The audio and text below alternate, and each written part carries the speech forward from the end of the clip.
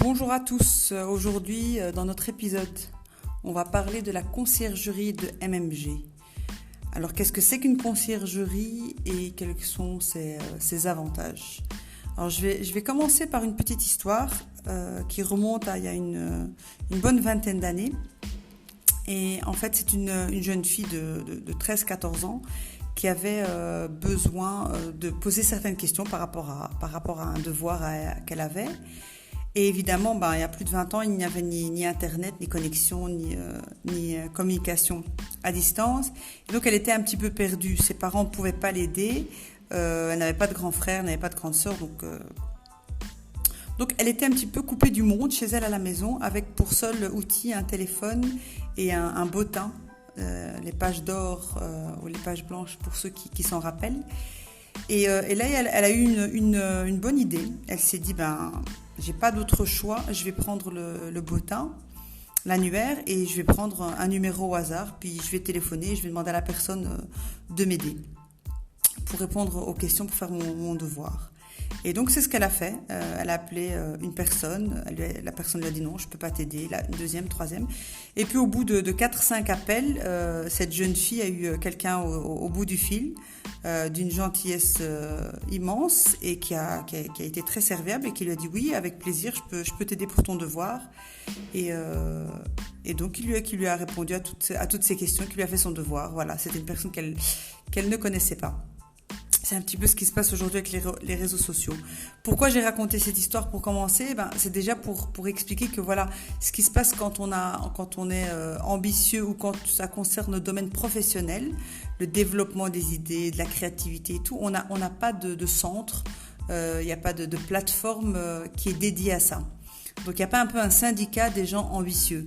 Voilà, j'ai de l'ambition, j'ai une super idée, j'aimerais que quelqu'un me défende, m'écoute dans un premier temps, m'entende, m'écoute, me défende peut-être par rapport aux autres personnes, entre guillemets, normales, qui trouvent mes idées folles, et quelqu'un qui puisse m'accompagner et m'orienter pour trouver les solutions.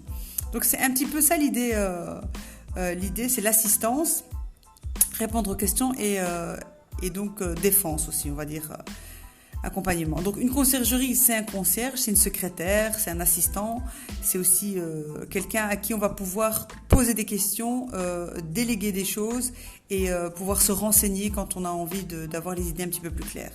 Donc ça peut être aussi faire office de conseil, de guide, puisque la personne peut avoir plus d'expérience que vous. Donc cette conciergerie, nous on la propose comme un soutien moral et psychologique dans un premier temps. D'accord ? Donc c'est d'abord de l'encouragement, de la mise à disposition. Donc ce qui est sûr aujourd'hui, c'est que tout le monde a de l'espoir de changer. Soit ses habitudes alimentaires, soit son entreprise, soit son travail, soit déménager de pays. Mais tout le monde a toujours envie de changer quelque chose. Donc surtout quand ça concerne un changement majeur dans sa vie, on est très mal conseillé ou entouré. Les gens qui nous entourent ne nous encouragent pas souvent. On a peur. Il y a la peur qui règne aujourd'hui et tout le monde veut la sécurité.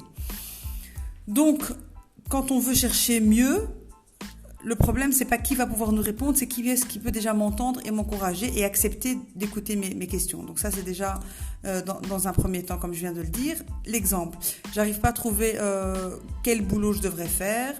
Je cherche un contact pour mon projet, je sais pas vers qui me retourner. J'aimerais m'organiser pour pouvoir mieux gérer ma vie professionnelle et ma vie personnelle.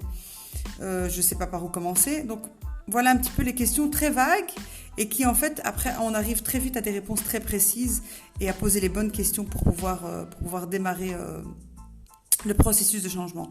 Donc, qu'est-ce qu'on apporte dans cette première ligne d'accompagnement en ligne via la conciergerie? C'est du conseil, du soutien, des raccourcis. Vous gagnez beaucoup de temps parce que les gens qui sont derrière nous ont beaucoup d'expérience. Vous allez augmenter votre confiance en soi, donc votre estime en vous va augmenter, vous allez être motivé, vous allez vous sentir coaché et boosté de façon naturelle. Et donc vous allez aussi être guidé dans vos choix, dans vos prises de décision grâce à notre réseau d'experts et de professionnels qui nous aident à vous répondre. C'est vraiment l'idée d'un enfant de 6 ans qui pose ses questions au quotidien à sa maman et on apprend la vie au fur et à mesure. La vie professionnelle et l'ambition aussi, ça s'apprend au fur et à mesure. Il n'y a pas encore d'école de l'ambition pour pouvoir suivre un cursus bien précis. Donc l'idée ici, c'est vraiment de faire office comme une réception, comme un service de première ligne entre vous, et le spécialiste. L'expert, quand quelqu'un veut aller voir un coach, en général les programmes sont chers et puis il y a des barrières psychologiques, on n'a pas envie, on a peur ou d'aller voir un psychologue pour consulter. Donc nous, on va déjà jouer ce rôle de première ligne, répondre à vos questions, vous aiguiller, vous aider et même vous conseiller si au final il est nécessaire de consulter ou bien il y a juste un réajustement de la façon dont vous voyez les choses qui sera nécessaire. Comme nous, on a déjà fait ce travail-là avec les experts, on va pouvoir vous guider en toute neutralité. Voilà, c'est ce que je voulais dire. Donc un autre exemple, par exemple, une dame qui peut avoir un souci avec son conjoint par rapport à son projet. Donc il y a des problèmes de couple, mais aussi des problèmes de gestion de vie de famille et de projet. Donc ici, il faudrait aller voir un psychologue, un coach et un thérapeute de couple. Ça fait beaucoup. Et donc finalement, la personne reste dans son quotidien, dans sa routine, un peu comme un hamster et n'en sort jamais. Donc ici aussi, on fait un petit peu office d'urgence, hein, un peu comme un service des urgences. Vous nous appelez, vous nous contactez par email et vous commencez à poser vos questions et vous y verrez plus clair. Et on peut aussi alors là vous aider à décider ce qui est nécessaire ou pas comme consultance au niveau des spécialistes. Donc ici, on vous aide à trouver les réponses, mais on vous aide aussi à vous poser les bonnes questions.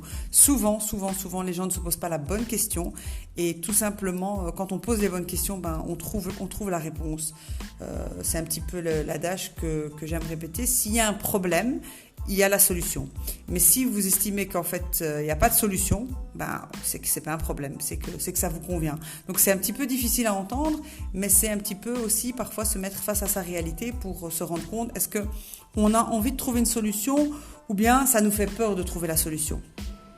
C'est un grand gap, un grand saut qu'il faut faire aussi dans son esprit, comme dirait un monsieur que j'avais suivi en formation qui disait vous n'allez pas bien depuis plusieurs années, mais la vraie question à vous poser, c'est est-ce que vous avez vraiment envie d'aller mieux?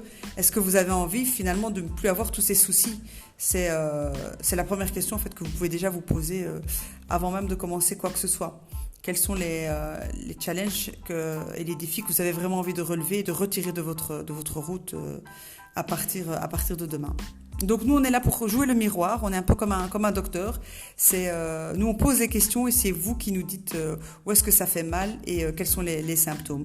Donc pour un petit peu évaluer cette ambition, qui dit ambition, je me répète, c'est juste une envie de changer, de s'améliorer et de se développer.